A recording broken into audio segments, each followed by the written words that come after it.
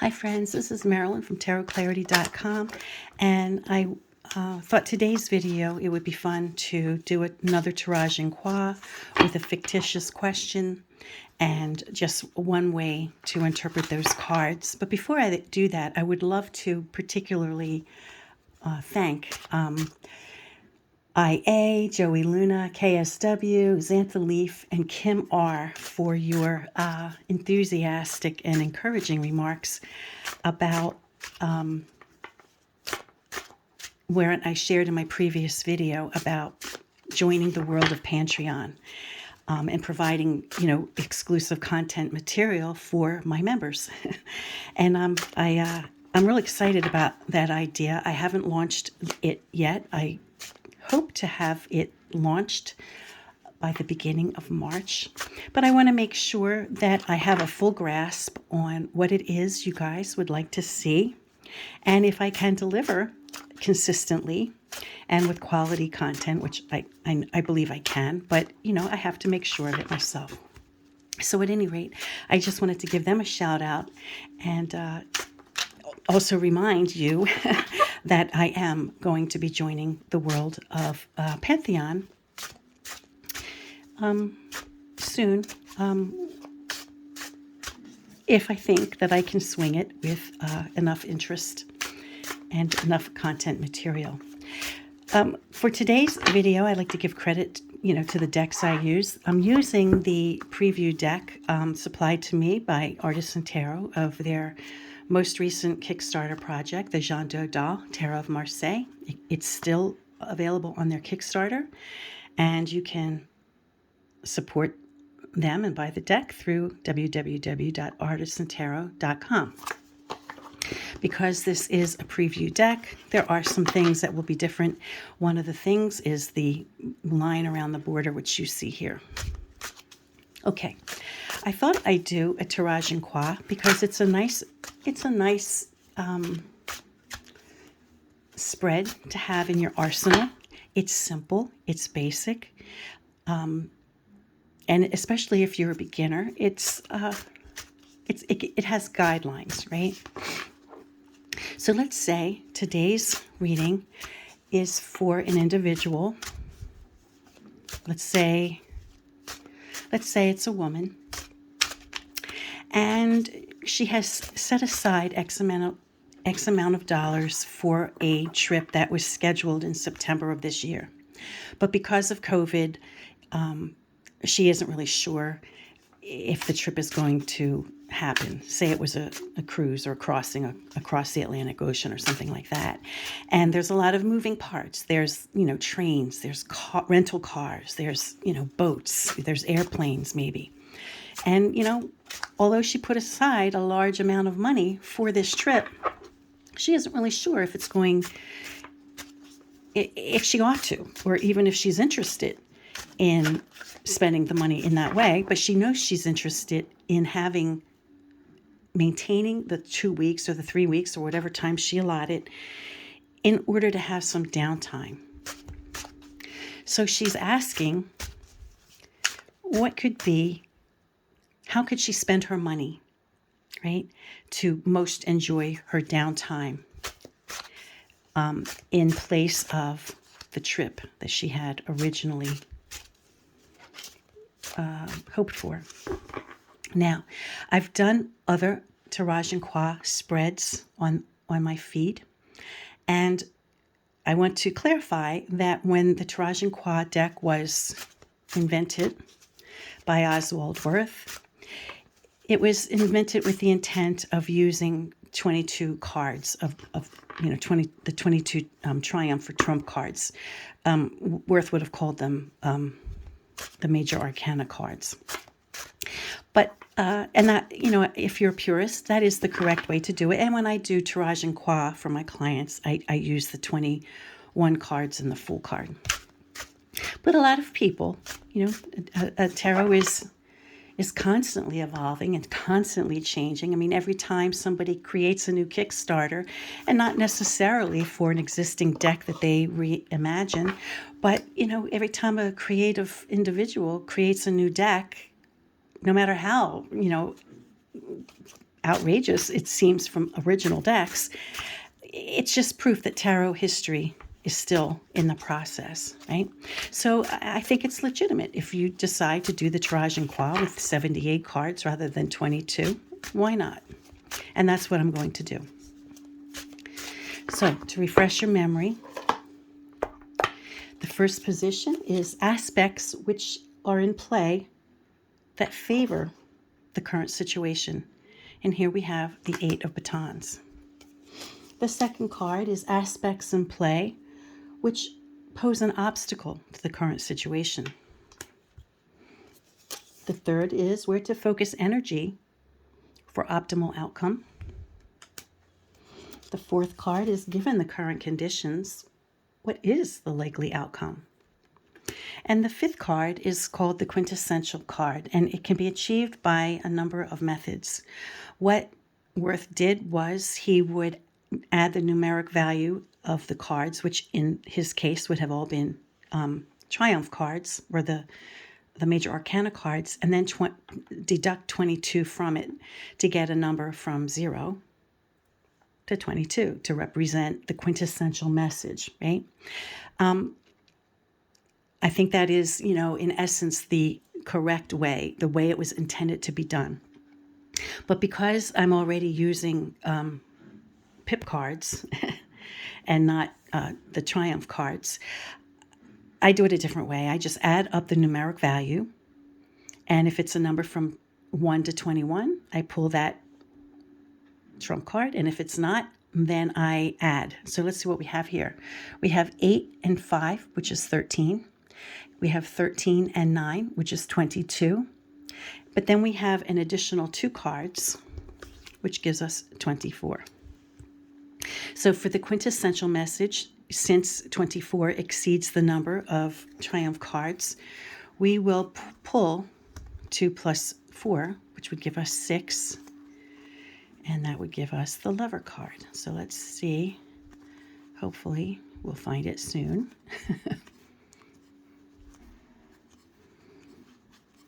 Well, anyway, I'm sorry to be spending time looking for it, but in the meanwhile, you get to see some of the other cards of this deck. So the quintessential message. Well, the quint is a card that might offer a way out if the outcome card is undesirable. So if there was something really undesirable about the final outcome card, the quint might offer hope, or an option to get out of a bad situation. The quint expresses the overall nature of the situation. It's kind of got an ethereal nature to it that I think makes itself understood in the context of the situation. Okay, so let's, when you have a spread with positional meanings, it's like this card in this position means this card. That's the nature of the beast. So you do want to, I think, address the cards individually in the positions they're in, but then, step back a little bit, like zoom out a little, and, look at the cards in an overall way, and how the dynamic of each card interacts with each other. Let me get these better. So the first card out of the gate is the 8 of batons in the position of aspects in play which favor the situation. Now, the way I interpret the cards, and I've discussed this a number of times, is that I go on the card, right? The pip cards are, what do they present to us? They present to us a number and a suit. So the way I taught myself to interpret the cards is to find meaning in the 8 of batons. However, and that provides a great basis, for understanding the cards. However, we can also recognize that the 8 of batons is a huge X, right? And that may or may not be something that catches your eye in the course of a reading.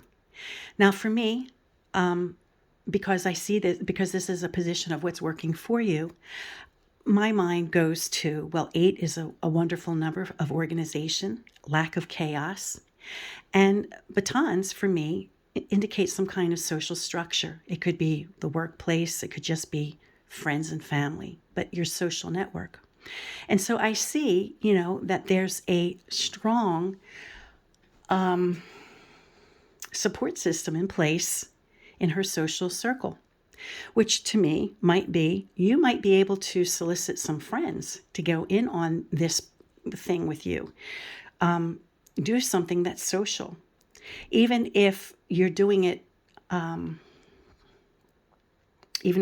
remotely, or if you're able to do it collectively and in person, tap into your social circle, your network of people, because that would probably be something that would be an asset for you if you're rethinking what you're going to do, right, for yourself, is maybe to involve more people. Now, the 9 of coin, what aspects in play pose as an obstacle to this situation? Well, a large amount of money has been put down. There may be some dollars that are lost because in order to plan a trip, you often have to put down deposits. And so it's possible that some money will be lost if you rethink your plans before, airplanes and trains or whatever, stop running. If you purchased, reservations in advance, you may or may not be able to retrieve your money if you're the one who cancels and not the person providing the services. So you have to be willing to accept a certain amount of loss if you redirect your plan to do something else. What to focus on? We have the Pope. Now, the Pope, in his original incarnation, was a person who was considered a spiritual leader, someone who was trusted with issues of morality. But of course, through all these generations, 400 years later, the Pope has come to mean a certain rigidity, and maybe not, sticking to an agenda that might not serve you ultimately. And so, where to focus your energy, I would think, would be to read this not as, being rigid, but in being flexible, as a kind of a warning note, to try to not to be too inflexible, try to go with the flow, make educated decisions, maybe do something that nourishes the soul, right? You see that the Pope is looking in the direction of the coin, right? The coin card, right? So it could also, aside from reading the cards, what they mean to you, not what 9 coins might represent to you, but then also look at the dynamic of cards and how they appear together. So if the Pope is looking at the 9 coins, it can also be a suggestion of doing something spiritual or doing something with the money that will enhance your either spiritual or physical well-being, right? The suit of coins for me represents well-being. So if he's looking, almost like sanctioning or blessing the use of money to be spent on something that might be educational, or might be something to bring comfort to your home. I mean, maybe instead of spending the money on a trip, maybe spend the money on redecorating the room in your house where you can have, better entertain your social network. So the money can be spent better on improving the quality of your physical well-being, which in turn, it means an advance in your emotional well-being. Now, granted, this card had a different positional meaning. It meant what's not working in your favor. So it's true, in one hand, that redoing or reconsidering your trip can cause a loss of revenue, But it's also true that we can read this card in relation to other cards around it and what they suggest. So you get more than one meaning from this card. And I hope that made sense. And for all the cards. Okay. The fourth position is, given the current outcomes, what is the likely, given the current conditions rather, what are the likely outcome? And we have a partnership. We have, an emotional partnership. If you see the number 2 and you have an understanding of what the number 2 means, for me, it means like partnership or duality. And the Suit of Cups is an emotional suit. So we have an emotional partnership, which kind of goes hand in hand with the idea of doing something to include your social network. Maybe, and get the help of an individual who you trust and enjoy being with. Maybe have them engage in helping to rethink or how to spend your money. If you're thinking of doing, if she likes the idea of like redoing a room and revamping a room, then, engage the services of somebody, go into partnership with somebody who's on the same path as you, emotionally, who will listen to you in order to bring about the manifestation of something that will, a space that you can share with your friends that will bring you joy. And the quintessential card in the center, we notice we have the Lover card. Now, it could be like the quintessential message, is the underlining nature of the situation, right? Or it enhances the outcome card. So we have a partnership, and then we have like the Lover card. So we have, a kind of marriage of how do I put it? I'm not talking about marriage like the person's going to go get married now because of this, but just like a marriage of ideals, right? And sometimes, the Lover card can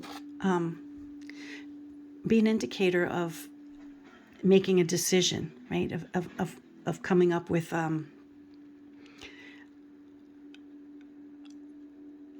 coming up with a decision that you have to make. For example, if you look at the Lover card, we have a gentleman flanked by 2 women, one representing vice, perhaps one representing virtue.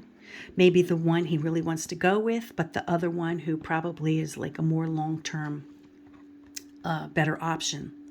So, the Lover card could represent some type of romantic, manifestation, especially if the question had been about romance, which it was not. And especially if we see like the 2 of Cups, and these two and the Lover card together, you may be tempted to say romance, but because the nature of the question had nothing to do with romance, it's more like making a decision how to spend your money, or how which direction to go in how to spend your time and your money. But to go into perhaps collaboration with somebody close to you that you trust, that has the same sensibilities as you.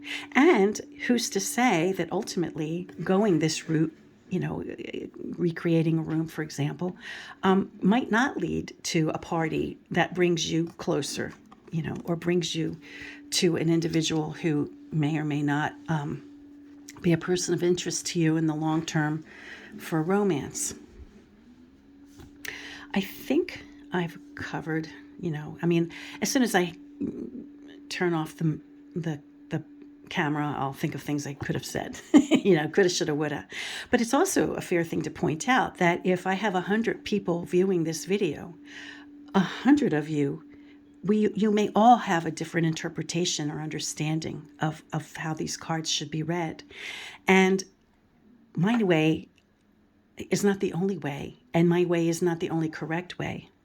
And 100 people can have their way, and we're all correct. Now you say, well, how can that be? Well, it really comes down to the client goes to a particular reader. And that client chose that particular reader. So whatever message comes from the reader is the message that that client is meant to receive.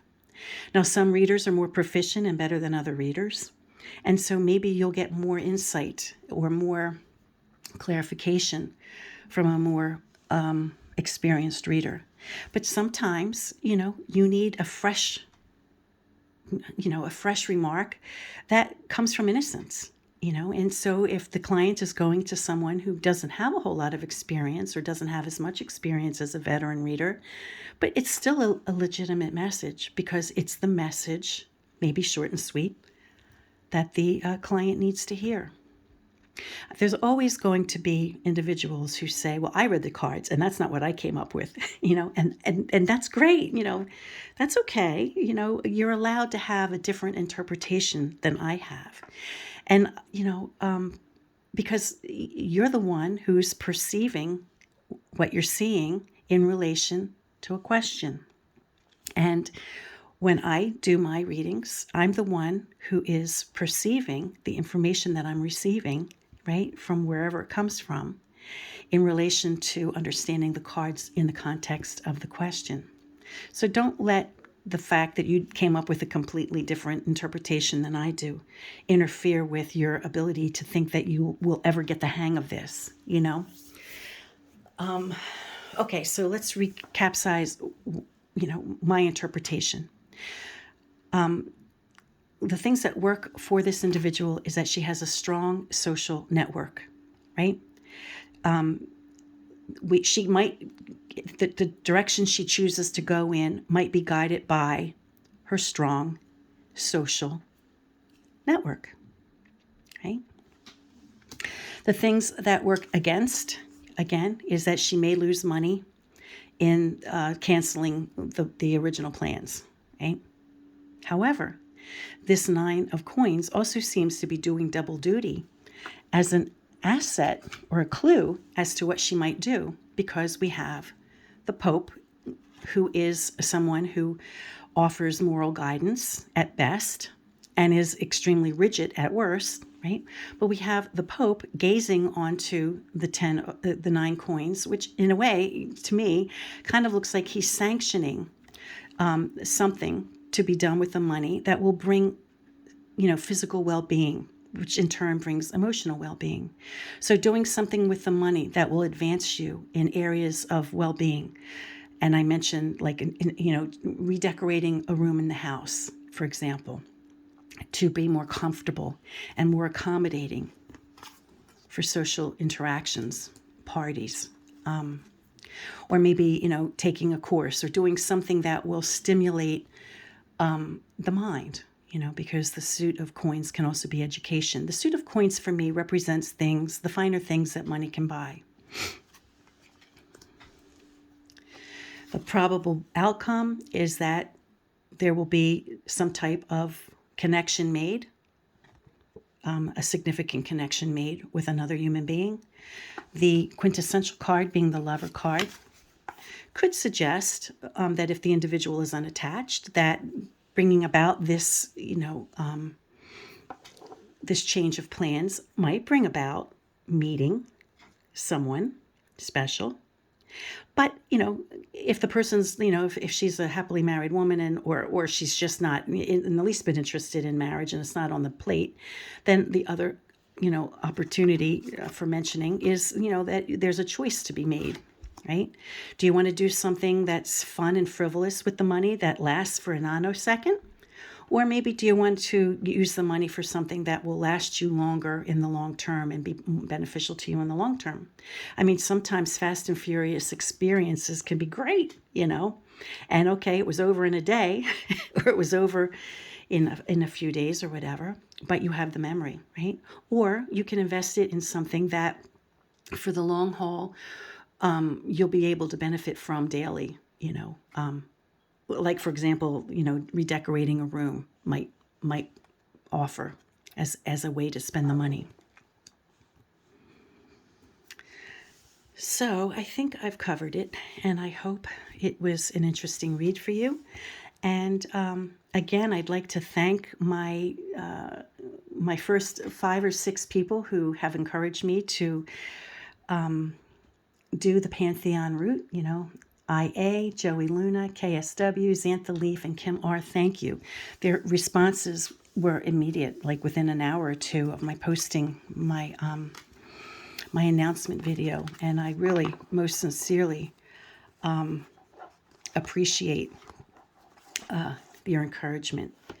And until next time, friends, peace and stay well.